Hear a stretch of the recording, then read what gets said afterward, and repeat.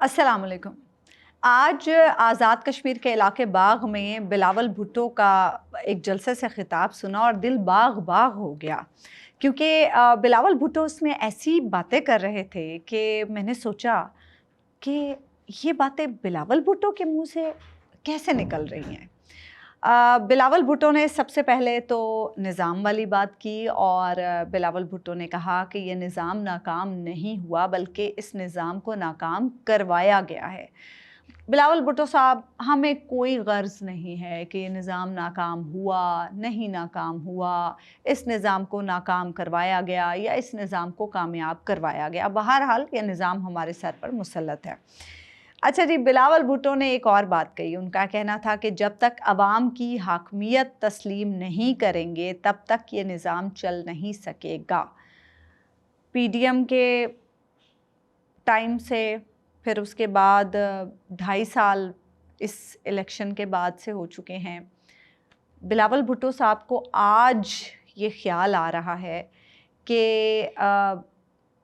तब तक ये निज़ाम नहीं चल सकेगा जब तक अवाम की हाकमियत तस्लीम नहीं करेंगे। बिलावल भुट्टो साहब, वैसे अगर आप सोचें कि अवाम की हाकमियत को तस्लीम कर लिया जाए, यानी 8 फरवरी 2024 के इंतखाब को तस्लीम कर लिया जाए, तो ये निज़ाम तो वैसे ही नहीं चल सकेगा, ये निज़ाम तो फारिग हो जाएगा। फिर तो अवाम की मर्ज़ी का निज़ाम होगा ना, तो शायद यहाँ पर आप गलती पर हैं। अच्छा जी, एक और बात जो बिलावल भुट्टो कह रहे हैं वो ये कह रहे हैं कि नए सूबे बनाने में अगर अवाम की मर्ज़ी होगी तो पीपल्स पार्टी साथ देगी, अगर अवाम की मर्ज़ी नहीं होगी तो पीपल्स पार्टी साथ नहीं देगी।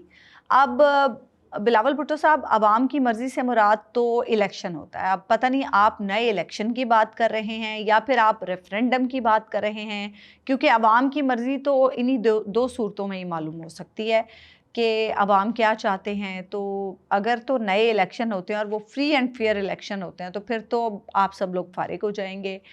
तो मेरा ख़्याल है नए इलेक्शन तो आप नहीं चाहेंगे। और रेफरेंडम के बारे में आप पता नहीं पीपल्स पार्टी इसके बारे में क्या सोचती है। मेरे ख्याल से थोड़ा क्लैरिटी से बिलावल भुट्टो साहब को बताना चाहिए था कि अवाम की मर्ज़ी नए सूबों के मामले पे ऐसे हासिल की जाए तो हम उसको मानेंगे।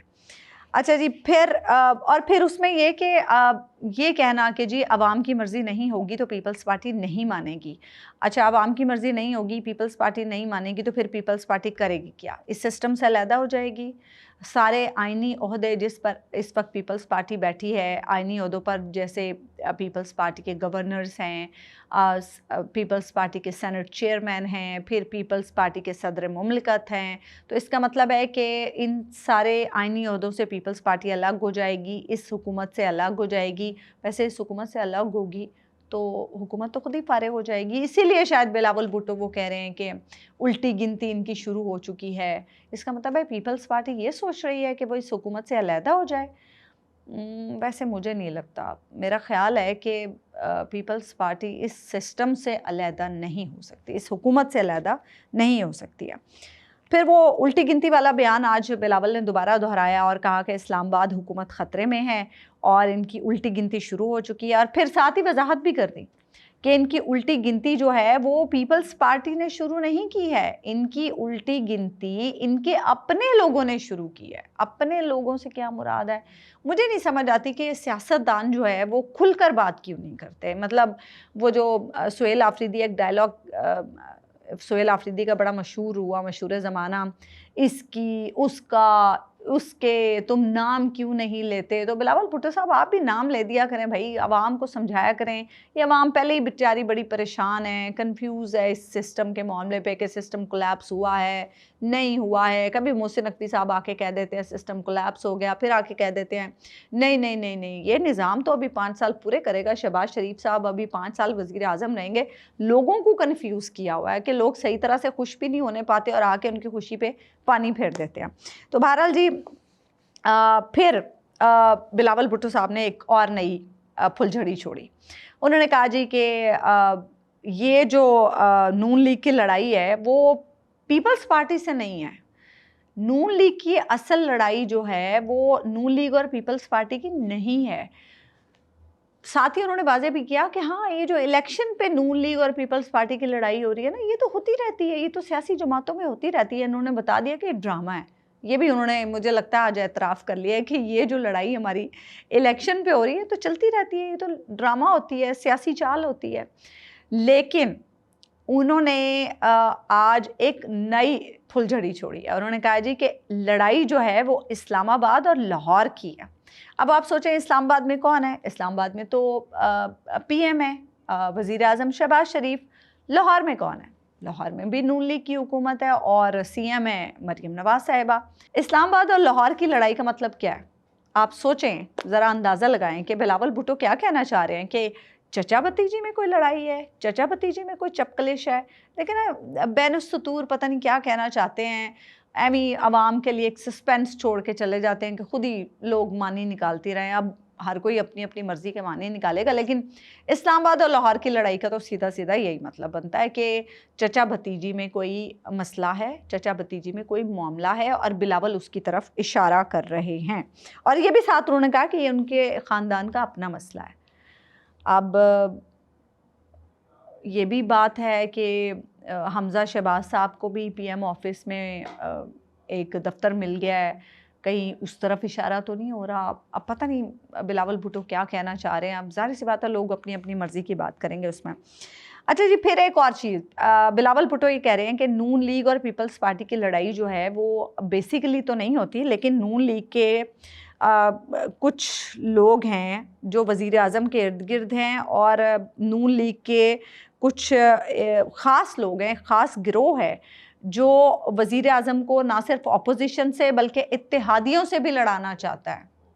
यहाँ भी नाम ले देते तो ज़्यादा बेहतर हो जाता। अब पता नहीं हम किधर किधर खोजें, किधर किधर अपने दिमाग के घोड़े दौड़ाएं कि पता नहीं कौन से लोग थे जिनकी बिलावल भुट्टो बात कर रहे थे।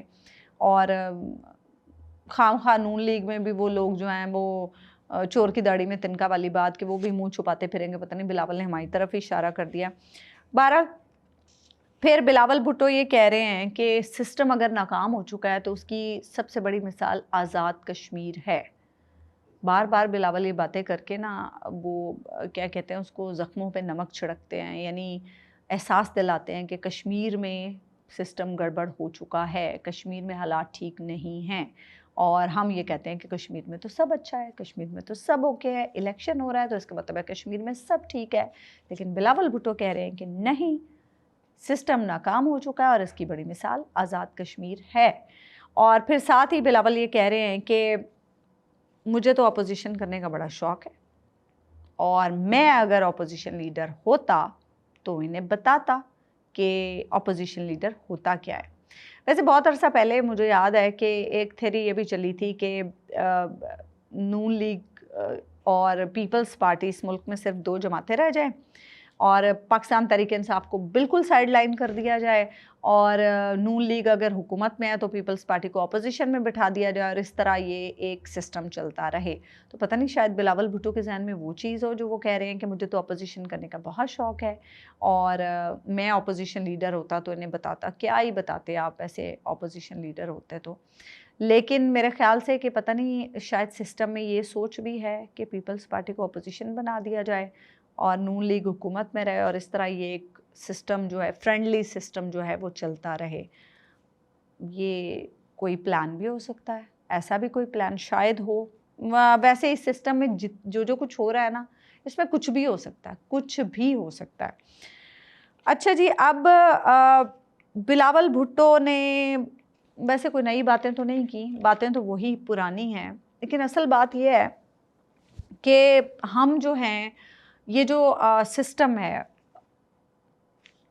बलूचिस्तान में मसला है, आज़ाद कश्मीर में मसला है, खैबर पख्तूनख्वा में मसला है, मसले पंजाब और सिंध में भी हैं, फिर मईशत एक बहुत बड़ा मसला है, फिर सियासी अदम इस्तेहकाम एक बहुत बड़ा मसला है, फिर लोगों में गम व गुस्सा, लोगों में मायूसी एक बहुत बड़ा मसला है। लेकिन हम इन मसाइल के हल के लिए हर रास्ते की तरफ देख रहे हैं, हम इन मसाइल के हल के लिए हर हल की तरफ देख रहे हैं, लेकिन नहीं अगर देख रहे तो सिर्फ उस एक हल की तरफ جو کہ بات چیت میں پنہا ہے، جو کہ ریکنسیلیشن میں پنہا ہے، جس کی طرف آج حفیظ اللہ نیازی صاحب نے اپنے کالم میں بھی اشارہ کیا کہ عمران خان کو راستہ دو تبھی پاکستان کو راستہ ملے گا۔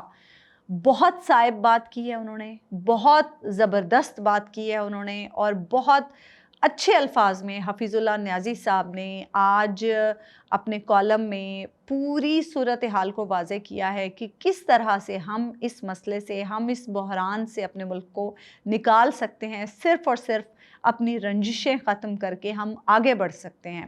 لیکن اب اصل بات یہ ہے کہ اس ایک حل کی طرف اگر کسی کی نظر جائے تو تب نا، اور اگر سسٹم میں یہ خواہش ہو کہ ہم نے اس طرح سے اپنے ملک کے مسئلے حل کرنے ہیں تو تب بات بنے نا، اصل بات تو یہ ہے۔ لیکن اللہ کرے کہ یہ خواہش سسٹم میں پیدا ہو۔ اچھا جی، جاتے جاتے ایک اور چیز، آج سپریم کورٹ کی ایک جج صاحبہ ریٹائر ہوئی ہیں، جسٹس مسرت ہلالی صاحبہ۔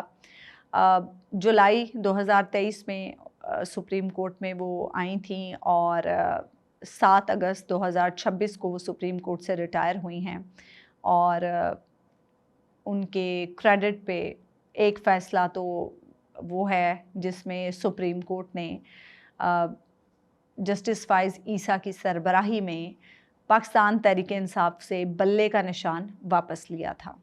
پھر ان کے کریڈٹ پہ دوسرا فیصلہ وہ ہے جس میں عدالت نے سویلینز کے ملٹری ٹرائل کی توثیق کی تھی۔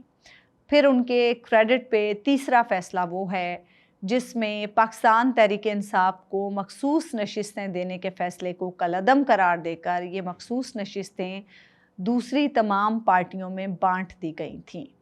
آج جسٹس مسرت ہلالی صاحبہ جب جا رہی ہیں تو شاید ان کا کوئی ایسا فیصلہ بھی ہو جو بڑا اچھا ہو، جو انصاف مبنی ہو، جو آئین اور قانون کے اصولوں کے عین مطابق ہو، لیکن آج ہر ایک نے ان کے انہی 3 فیصلوں کو ڈسکس کیا، ہر ایک نے ان کے انہی 3 فیصلوں پر بات کی، اور ان کے کریڈٹ پر جو فیصلے گنوائے جا رہے ہیں وہ یہی 3 فیصلے ہیں۔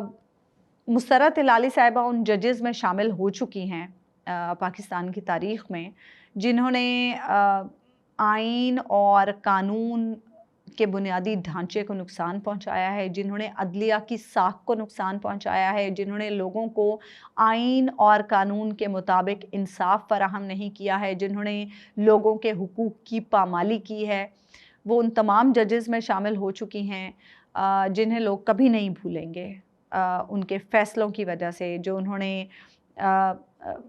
لوگوں کو نقصان پہنچانے کے لیے فیصلے کیے، جس کی وجہ سے لوگوں کو نقصان پہنچا، جس کی وجہ سے لوگوں کو تکلیف پہنچی، جس کی وجہ سے لوگوں کو سپریم کورٹ سے انصاف نہیں ملا، جس کی وجہ سے لوگوں کا سپریم کورٹ اور پاکستان کی عدلیہ پر سے اعتماد ختم ہوا۔